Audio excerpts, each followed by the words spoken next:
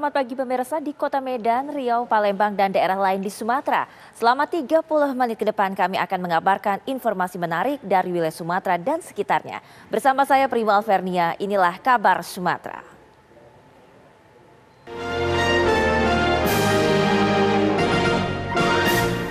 Kepada saudara terdakwa Dodi Prawira Negara diminta maju ke persidangan. Sidang kasus narkoba yang melibatkan Irjen Pol Teddy Minahasa telah memasuki agenda penuntutan oleh Jaksa Penuntut Umum atau JPU. Dalam persidangan hari ini, Jaksa menuntut terdakwa dihukum pidana penjara selama 20 tahun dan denda 2 miliar rupiah. Kami memohon. Selama persidangan, Jaksa menilai terdakwa telah terbukti bersalah menggelapkan barang bukti narkoba serta memperdagangkan barang bukti narkoba tersebut. Menjatuhkan pidana terhadap terdakwa Dodi Prawira Negara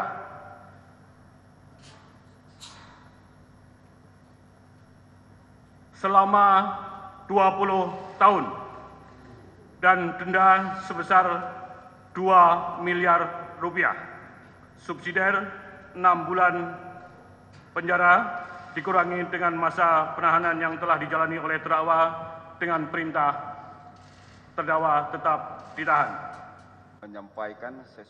Mendapat tuntutan yang cukup tinggi, tim kuasa hukum Dodi Prawira Negara meminta agar majelis hakim mau menerima Dodi sebagai justice collaborator. Kami ingin mengajukan permohonan status justice collaborator terhadap terdakwa Dodi Prawira Negara, di mana mulai dari awal proses penyidikan, penuntutan sampai persidangan sudah mengungkap seluruh fakta-fakta, membongkar semuanya sampai Jenderal Bintang 2 yang mulia.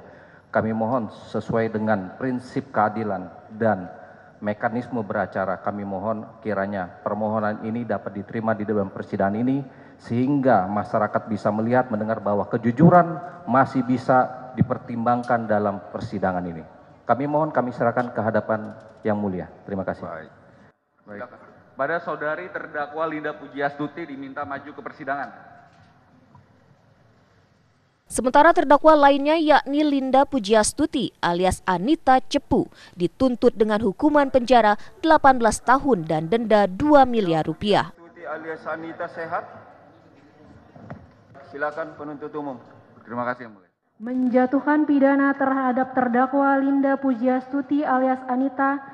Oleh karena itu dengan pidana penjara selama 18 tahun dan denda sebesar 2 miliar rupiah dengan ketentuan apabila denda tidak dibayar maka diganti dengan pidana penjara selama 6 bulan penjara.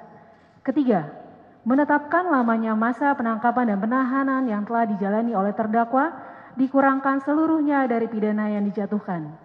Ada hal yang ingin disampaikan. Setelah mendengarkan tuntutan Jaksa Penuntut Umum, persidangan Dodi dan Linda akan kembali digelar pada 5 April mendatang dengan agenda mendengarkan pembelaan dari masing-masing terdakwa. Terdakwa tetap berada dalam tahanan. Dengan demikian sidang hari ini dinyatakan ditutup. Pertama, sebelum kami mengajukan permohonan waktu mengajukan nota pembelaan pledoi dari kami ingin mengajukan permohonan status justice collaborator terhadap terdakwa Dodi Prawira Negara, di mana mulai dari awal proses penyidikan, penuntutan sampai persidangan sudah mengungkap seluruh fakta-fakta, membongkar semuanya sampai Jenderal Bintang 2 yang mulia. Kami mohon sesuai dengan prinsip keadilan dan mekanisme beracara, kami mohon kiranya permohonan ini dapat diterima di dalam persidangan ini sehingga masyarakat bisa melihat, mendengar bahwa kejujuran masih bisa dipertimbangkan dalam persidangan ini. Kami mohon, kami serahkan ke hadapan yang mulia. Terima kasih. Baik. Apakah diserahkan tersendiri atau bersama-sama dengan nota pembelaannya? Izin tersendiri yang ini yang mulia. Baik. Ya, nanti di pembelaan. Artinya ini dulu diserahkan, pembelaannya menyusul. Menyusul yang mulia. Baik. Silakan.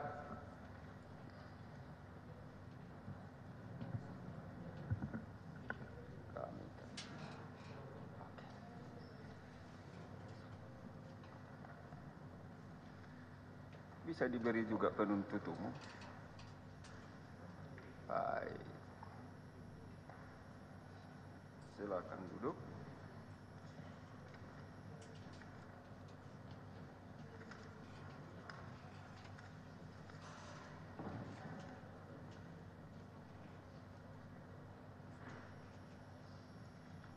Baik, ada lagi yang disampaikan? Izin yang mulia, terkait nota pembelian kami yang mulia, kami mohon izin untuk waktu 2 minggu untuk mempersiapkan yang mulia. Baik. Baik, ini permohonannya kami terima. Iya, satu bagian yang disampaikan oleh terdakwa melalui penasihat hukumnya sesuai dengan ketentuannya di Surat Edaran Nomor 4 Tahun 2011 dari Ketua Mahkamah Republik Indonesia bisa kami terima. Nanti kami akan pertimbangkan. Demikian ya. Untuk ini clear. Tepatnya tanggal 17 Mei 2022 yang mulia, saya melaporkan untuk rilis pengungkapan kasus sabu seberat 41,4 kg Polres Bukit Tinggi. Ya. Kemudian di WhatsApp dijawab oleh saudara terdakwa, sebagian barang bukti diganti oleh tawas untuk bonus anggota. Kemudian saya jawab, siap, nggak berani Jenderal. Kemudian tanggal 20 malam, saudara terdakwa datang ke wilayah Polres Bukit Tinggi, tepatnya di Hotel Santika, dengan beberapa pejabat utama. Seingat saya ada 3 kabit dengan 1 direktur. Direktur Ditlantas, Kabit Humas, Kabit Dokes, Kabit Kum. Seingat saya pada saat itu.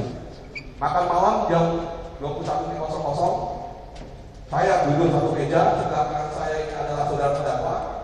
Kemudian kami sedang membahas tentang pengungkapan kasus sabu yang di Polres Bukit Tinggi. Ada terucap saudara terdakwa sambil bercanda memang, jangan lupa tinggalan 1. Karena saya dididik kepolisian sudah 22 tahun, pil saya ini jalan. Kalau seorang polisi nggak ada pil, bukan polisi namanya. Ini jangan-jangan ada yang nggak sesuai dengan SOP saat itu. Kemudian sudah selesai makan malam, saya turun, kemudian saya dihubungi oleh ajudan saudara terdakwa, Brigadir Arif, untuk menghadap ke kamar di lantai 8. Saya diantar, memang pintunya tidak dikunci seperti di Grendel yang mulia. Saya masuk ke dalam cuma berdua, hanya saya dan saudara terdakwa.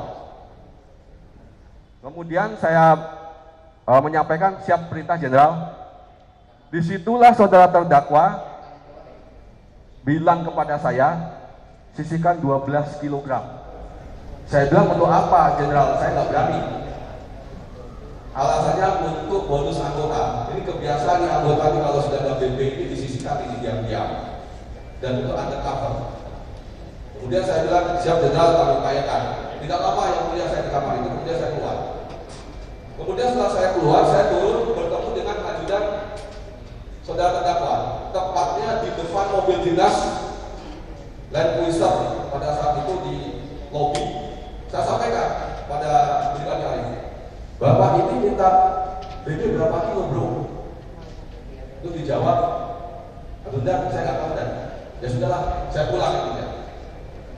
Kemudian ketika saya sampai di rumah 23.41 ada WhatsApp masuk ke saya dari saudara terdakwa yang menyatakan di situ minimal 1/4 ya Mas. Saya jawab siap 10 Jenderal. Kemudian saya sampaikan pada saudara Sabtu Ma'arif di ruang tengah. Saya bilang ini Kapolda mereka disisikan bro. Ini gimana disisikannya nih? Di satu sisi saya ungkap kasus untuk menaikkan nama beliau, kok jadi seperti ini? Nah kemudian ada istilah saya gitu aja. Kemudian besoknya rilis tanggal 21 hari Sabtu. Setelah rilis, saudara terdakwa kembali ke Kota Padang.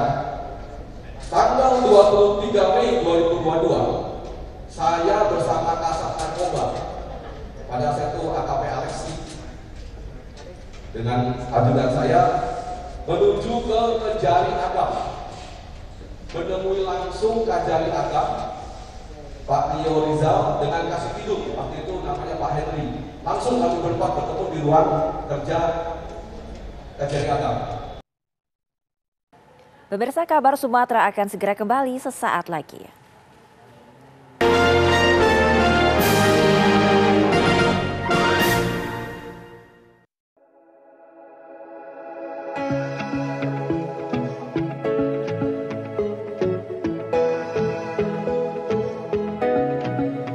Aktual, faktual, dan lengkap adalah landasan sebuah berita menghasilkan perspektif secara tepat. Dengan dukungan teknologi terkini, hadir untuk Anda tvOneNews.com sebagai platform terintegrasi antara broadcast newsroom dan media digital. Akses segera tvOneNews.com melalui website maupun smartphone Anda berbasis Android dan iOS. tvOneNews.com. Kamu lagi chatan sama siapa sih sayang? Kok serius banget? Aku lagi nonton sinetron mas di TV streaming. Habis aku males nonton di TV kita, gambarnya banyak semut. Sayang, sekarang kan siaran TV udah digital. Tinggal dipasangin set-top box-nya, langsung nyala. Ih, keren banget mas. Aku pindah nonton di TV aja. Lebih enak nonton di TV kan daripada di handphone, nanti sakit matanya. Udah gitu siaran TV digital ini banyak banget pilihan programnya. Bersih gambarnya, jernih suaranya, canggih teknologinya. Siarannya gratis dan nggak pakai kuota internet. Sukseskan migrasi digital, siaran TV digital. Keren! tvOneNews.com, portal web terintegrasi, aktual, cepat dan lengkap, menyajikan berbagai informasi dengan inovasi digital terkini, berbagai kanal unggulan untuk Anda kunjungi, news, daerah, lifestyle, religi, dan kanal khusus G20. tvOneNews.com, aktual, cepat dan lengkap, layanan konten digital terbaik untuk Anda. Assalamualaikum warahmatullahi wabarakatuh. Karena apapun yang dilakukan pemerintah, kalau rakyat tidak percaya, itu akan kehilangan trust. Saya percaya orang-orang yang duduk di pemerintahan tahu apa yang harus dilakukan. Peranan dari pemerintah daerah itu menjadi kunci memimpin untuk pelaksanaan penanggulangan COVID. Karena rumah sakit ini penuh, akhirnya tidak ada pilihan lain kecuali isolasi mandiri. Saksikan Catatan Demokrasi Selasa pukul 20 waktu Indonesia Barat, live hanya di TV One. Puas kamu bikin aku kesel terus. Aku salah apa lagi sih sayang? Bukan kamu mas, ini TV-nya nih berbayang terus. Aku udah beliin kamu set-top box TV buat nonton siaran TV digital. Kau pasangin ya. Kalau TV kita udah digital, tinggal di-scan ulang aja. Gampang kan? Siaran TV digital itu pilihan programnya banyak, bersih gambarnya, jernih suaranya, dan canggih teknologinya. Siarannya gratis sayang, dan nggak harus pakai kuota internet. Sukseskan migrasi digital, siaran TV digital. Keren!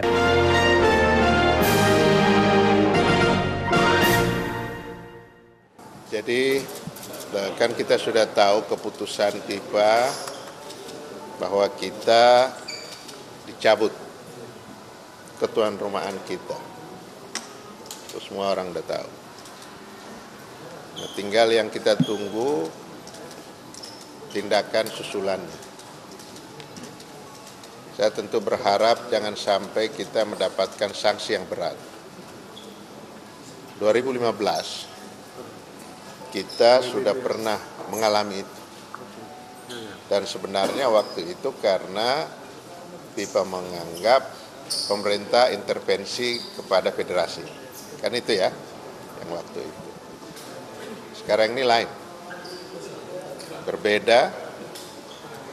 Dan saya secara pribadi ini yang sangat mengkhawatirkan. Sebab kita tahu kalau kita disanksi, maka kita tidak bisa bertanding di semua pertandingan yang diatur oleh FIFA atau semua level di dunia, Asia maupun Asia Tenggara. Kita sudah tidak bisa lagi melaksanakan FIFA Matchday. Negara-negara lain yang anggota FIFA juga tidak mungkin akan datang ke sini. Kita tidak bisa keluar. Dan saya belum bisa membayangkan tentang kompetisi yang ada dalam negeri. Liga 1, Liga 2, Liga 3. Kan ujung dari kompetisi itu terbentuknya satu tim nasional. Nah, kalau tim nasional sudah tidak bisa berkompetisi di luar negeri, di dalam event-event FIFA, tentu kita tidak akan lakukan pembentukan timnas itu. Itu yang paling, tentu yang paling berat buat kita, di samping yang lain-lain. Kita bisa membayangkan bagaimana kalau kompetisi berhenti. Sebab kompetisi yang resmi itu kan harus diakui oleh FIFA dan AFC ya. Iya. Di luar itu kan tidak. Ya kita akan melakukan ya pertandingan-pertandingan ya biasa. Ya bisa pertandingan yang tidak diakui. Kan kita pernah mengalami itu. Nah ini yang paling saya khawatirkan. Dan tentu seluruh kita di PSSI, baik ketua umum, kemudian para esko, akan memikirkan langkah-langkah terbaik untuk menyelamatkan sepak bola Indonesia.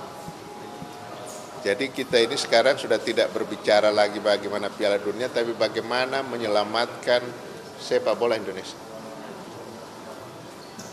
Mohon doanya. Kira-kira Pak Erick Thohir kapan datang kembali? Ya mungkin nanti malam kali ya, atau besok. Saya belum ada komunikasi juga dengan beliau. Pak, artinya ini sanksi terhadap timnas U20 ini juga tidak menutup kemungkinan sanksi juga akan diterima oleh timnas senior? Semuanya. Jadi kita tidak, kan yang disanksi itu PSSI. PSSI sebagai anggota FIFA. Itu kan, keanggotaannya di-ban. Itu, sehingga kalau status keanggotaannya sedang di-ban, dia tidak boleh mengikuti kegiatan FIFA dimanapun. Ada kemungkinan Liga 1, 2, 3 juga? Ya, bisa berpengaruh. Nah itu yang kita akan pikirkan, karena teman-teman tahu ya, pada saat pandemi beberapa bulan terhenti, akibatnya terhadap pemain, pelatih, dan semua yang tergantung hidupnya dari sepak bola. Hitung-hitungannya waktu itu angkanya sekitar 3 triliun ya, berapa bulan kita berhenti. Dihitung saja berapa orang yang tergantung hidupnya dari sepak bola. Karena memang kemampuannya hanya itu. Jadi dia harus memikirkan bagaimana untuk mendapatkan penghasilan dari bidang lain. Dan itu tidak mudah untuk coba melakukan hal yang di luar sepak bola. Karena selama ini kan sejak kecil ya kerjanya sepak bola. Dia hidupnya dari sepak bola. Dari itu yang saya sampaikan, kita bukan hanya urusan lagi dicabut ketuan rumahan kita, tetapi kita harus berpikir bagaimana menyelamatkan sepak bola Indonesia. Yang menurut survei kira-kira sekitar kurang lebih 70% orang Indonesia itu sangat suka sepak bola. Pak, boleh share poin discussion-nya di sana apa saja? Sebelumnya kan tidak bisa didiskus karena sudah berlangsung negosiasi. Ya, saya belum dapat informasi apa-apa dari Pak Erick. Pak Erick cuma menyampaikan kepada saya untuk sampaikan itu ke teman-teman bahwa kita dicabut ketuan rumahannya, nggak lama kemudian keluar surat pemberitahuan dari FIFA itu. Saya belum bisa belum bisa komunikasi apa yang didiskusikan. Tapi saya kira begini ya, kan kita ini jadi tuan rumah karena kita minta, kita bidding. Kenapa kita menang? Karena ada komitmen-komitmen yang kita lakukan, baik pemerintah pusat maupun pemerintah daerah. Ya, selain Bapak Presiden, ada beberapa menteri dan Kapolri yang menandatangani agreement ya, atau government guarantee, dan pimpinan-pimpinan daerah yang menandatangani host city agreement. Gubernur DKI Jakarta, Gubernur Jawa Barat, Gubernur Jawa Tengah, Gubernur Jawa Timur, Gubernur Bali, Gubernur Sumatera Selatan. Dan dokumen itu dipegang oleh FIFA. Nah, itu. Makanya kita dikasih, kita menang. Kan tanpa itu Pasti kita tidak menang. Lawan kita Brazil, yang tradisi sepak bolanya yang sudah kita tahu. Ada Peru di situ, yang hampir setiap Piala Dunia Senior dia ikut. Kok Indonesia yang menang? Karena ada jaminan dari pemerintah, ada government garanti, ada host city agreement. Itu yang membuat kita menang. Tapi begitu sudah menang, begitu sudah ini, ternyata seperti ini kan. Akhirnya FIFA melihat bahwa ya kita tidak komit dong dengan apa yang kita sudah jaminkan itu. Perkataan dari Pak Jokowi apa nggak ngebantu Pak?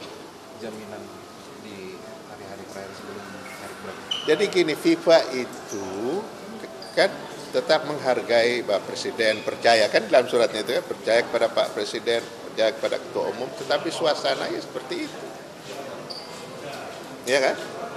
Kan sekarang ini apa yang teman-teman beritakan itu langsung FIFA. Langsung. Saya ini pernah ngalami ditegur. Sekitar tahun 2020. Saking senangnya saya. Begitu keluar Inpres dan Kepres, saya ingin menyatakan kepada masyarakat Indonesia supaya mempersiapkan diri kita sebagai tuan rumah. Satu hal yang wajar, yang biasa saja bagi kita. Tetapi melalui PSSI saya disuruh peringatkan Menteri Anda, tidak boleh ngomong begitu. Karena apa? Karena logo maskot belum di-launching. Itu. Jadi saya pernah ngalami offside. Oleh karena itu maka setiap, mohon maaf sekaligus ya, kalian tanya ini tanya itu, saya diam karena FIFA ini ada aturannya. Itu. Apalagi dia mendengarkan pro kontra di dalam negeri kita. Mereka baca semua itu. Sosok yang Bapak maksud berarti konfront terkait Israel ya, bukan Kanjuruhan atau yang lain ya? Nggak ada. Kalau Kanjuruhan, begitu kejadian langsung di-ban kita. Langsung dicabut ketuan rumahan. Nggak ada hubungan dengan Kanjuruhan. Pemirsa, Kabar Sumatera akan segera kembali sesaat lagi.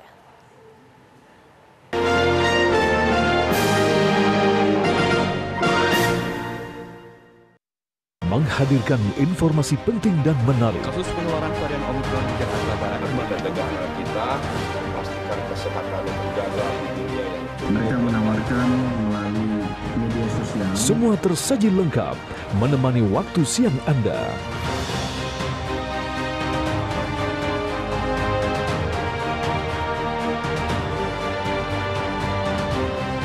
Saksikan Kabar Siang hanya di TV One.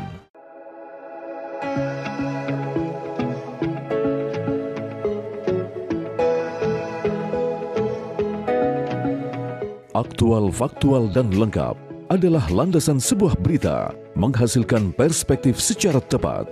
Dengan dukungan teknologi terkini, hadir untuk Anda tvOneNews.com sebagai platform terintegrasi antara broadcast newsroom dan media digital. Akses segera tvOneNews.com melalui website maupun smartphone Anda berbasis Android dan iOS. tvOneNews.com. Kamu lagi chatan sama siapa sih sayang? Kok serius banget? Aku lagi nonton sinetron Mas di TV streaming. Habis aku males nonton di TV kita, gambarnya banyak semua. Sayang, sekarang kan siaran TV udah digital. Tinggal dipasangin set-top box-nya, langsung nyala. Ih, keren banget Mas. Aku pindah nonton di TV aja. Lebih enak nonton di TV kan daripada di handphone, nanti sakit matanya. Udah gitu siaran TV digital ini banyak banget pilihan programnya. Bersih gambarnya, jernih suaranya, canggih teknologinya. Siarannya gratis dan nggak pakai kuota internet. Sukseskan migrasi digital, siaran TV digital. Keren! tvOneNews.com, portal web terintegrasi, aktual, cepat dan lengkap, menyajikan berbagai informasi dengan inovasi digital terkini, berbagai kanal unggulan untuk Anda kunjungi, news, daerah, lifestyle, religi, dan kanal khusus G20. tvOneNews.com, aktual, cepat dan lengkap, layanan konten digital terbaik untuk Anda. Assalamualaikum warahmatullahi wabarakatuh. Karena apapun yang dilakukan pemerintah, kalau rakyat tidak percaya itu akan kehilangan trust. Saya percaya orang-orang yang duduk di pemerintahan tahu apa yang harus dilakukan. Peranan dari pemerintah daerah itu menjadi kunci memimpin untuk pelaksanaan penanggulangan COVID. Karena rumah sakit ini penuh, akhirnya tidak ada pilihan lain kecuali isolasi mandiri. Saksikan Catatan Demokrasi Selasa pukul 20 waktu Indonesia Barat live hanya di TV One. Puas kamu bikin aku kesel terus. Aku salah apa lagi sih sayang? Bukan kamu mas, ini TV-nya nih berbayang terus. Aku udah beliin kamu set-top box TV buat nonton siaran TV digital. Aku pasangin ya. Kalau TV kita udah digital, tinggal di-scan ulang aja. Gampang kan? Siaran TV digital itu pilihan programnya banyak, bersih gambarnya, jernih suaranya, dan canggih teknologinya. Siarannya gratis sayang, dan nggak harus pakai kuota internet. Sukseskan migrasi digital, siaran TV digital. Keren!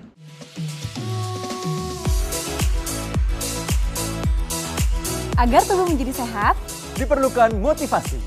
Saksikan Hidup Sehat dan Hidup Sehat Plus setiap Senin sampai Jumat pukul 9 pagi hanya di TV One.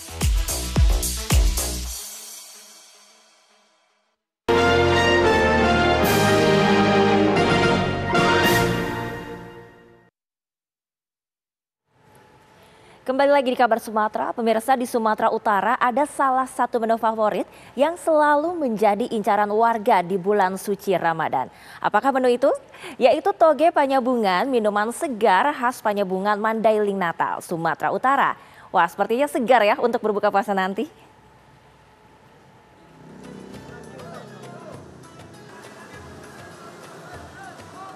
Kesegaran toge panyabungan yang terbuat dari santan, gula merah, cendol, serta topping pilihan lainnya mampu menggoyang lidah dan memanjakan tenggorokan Anda.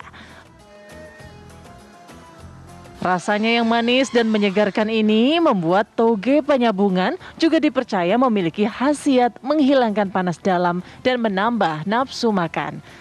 Toge panyabungan biasanya hanya tersedia dan ditemukan pada bulan Ramadan. Minuman segar lezat ini pun kerap menjadi buruan warga untuk menjadi pilihan menu berbuka puasa.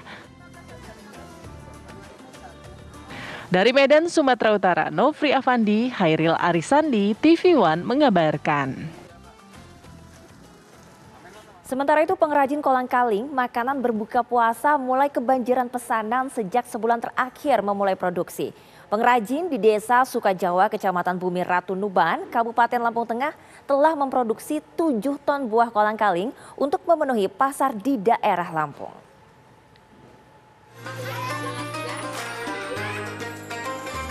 Inilah kolang-kaling.